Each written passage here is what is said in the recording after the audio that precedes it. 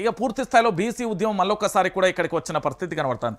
ఇక దానితో పాటుగా మళ్ళీ ఆర్జీలు అంటే దరఖాస్తులు మళ్ళీ రేషన్ కార్డుల కోసం ముచ్చటగా మూడోసారి మీ సేవా కేంద్రాలలో దరఖాస్తుల స్వీకరణ. మీ సేవా కమిషనర్కు సివిల్ సప్లై అధికారి లేక ఇప్పటికే ప్రజాపాలన గ్రామ సభలలో దరఖాస్తులు మళ్ళీ ఇప్పుడు ఎందుకని ప్రజల అయోమయం. గ్రామ సభలలో ఎంపికైనా మళ్ళీ ఆర్జీ పెట్టుకోవాలంటే పెట్టుకోవాలి. ఇక్కడ ఏం నడుస్తుంది? తూతూ మంత్రం తుమ్మకాయ మంత్రం ప్రభుత్వం నడుస్తుంది. ఈ తూతూ మంత్రం తుమ్మకాయ మంత్రం ప్రభుత్వం ఏం చేస్తుంది అంటే ఎప్పటికీ ఇప్పుడు కళల ఏదైనా కళ వచ్చింది, ఈ కళ వచ్చింది, ఇది చేయమని చెప్పుర్రి అనే కాడికైపోతుంది. ఈ ప్రభుత్వం ఇప్పటికే ఆల్రెడీ మీకు అందరికీ ఇప్పుడు 2 సార్లు తీసుకున్నదండి రేషన్ కార్డులకి. ఇప్పుడు ఆల్రెడీ ప్రజాపాలన పేరుతోనే ఒకసారి తీసుకున్నది అభయస్తమని, మళ్ళీ గ్రామ సభలలో మొన్న తీసుకున్నది, ఇప్పుడు మళ్ళీ రేషన్ కార్డుల కోసం మళ్ళీ అప్లికేషన్. అంటే ఇది ఎక్కడి పంచాయతీ? ఎన్నిసార్లు అప్లికేషన్ తీసుకోవాలి? ఎన్నిసార్లు అప్లికేషన్ పెట్టుకోవాలి? రేషన్ కార్డు ఇరా నాయన అంటే మీ దగ్గర అధికార వ్యవస్థ లేదా అండి? గ్రామీణ స్థాయిలో అధికార వ్యవస్థ ఉండరా? అక్కడ వీఆర్ఏ ఉంటాడు, వీఆర్ఓ ఉంటాడు, పంచాయతీ కార్యదర్శి ఉంటారు, వీళ్ళందరికీ తెలివా అండి?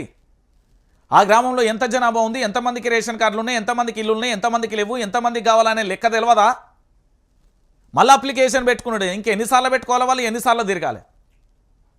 అరే ఇది ఎక్కడి పంచాయతీ అండి? తెలంగాణ రాష్ట్ర వ్యాప్తంగా ఇదొక ఏంది దద్దమ్మ పాలన అయిపోయింది ప్రభుత్వానికి సంబంధించి.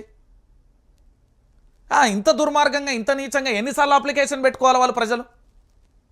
మొన్నటిదాకా ఇందిరమ్మ ఇళ్ళ కోసం అప్లికేషన్ అంటివి, ఆ తర్వాతనేమో పూర్తి స్థాయిలో ఏంది పథకాల కోసం అప్లికేషన్ అంటివి, ఇప్పుడేమో మళ్ళా ప్రజాపాలన అయిపోయింది, గ్రామ సభలు అయిపోయినాయి, ఇప్పుడు మళ్ళా దరఖాస్తులు అంటివి. ఇక నిన్ను ఏమనాలి చెప్పు ముఖ్యమంత్రి? ఏం పాలన, ఏం కథ? ఇది ఎక్కడి పరిపాలన, ఇది ఎక్కడి గోస?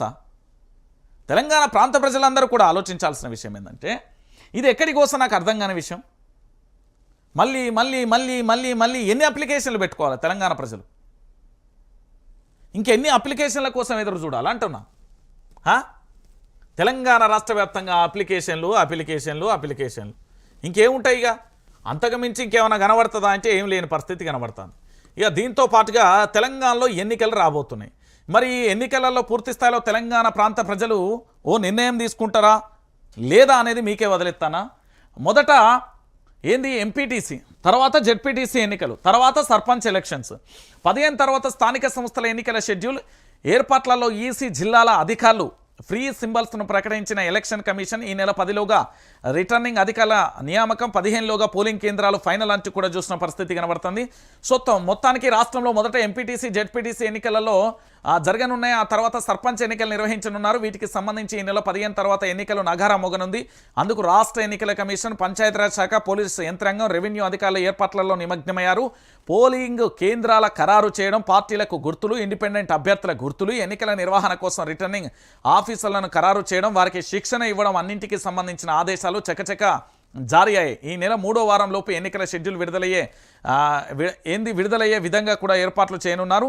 ఫ్రీ సింబల్స్ ప్రకటన ఎంపీటీసీ జెడ్పీటీసీ ఎన్నికలకు ఫ్రీ సింబల్స్ను ఎన్నికల సంఘం ప్రకటించింది.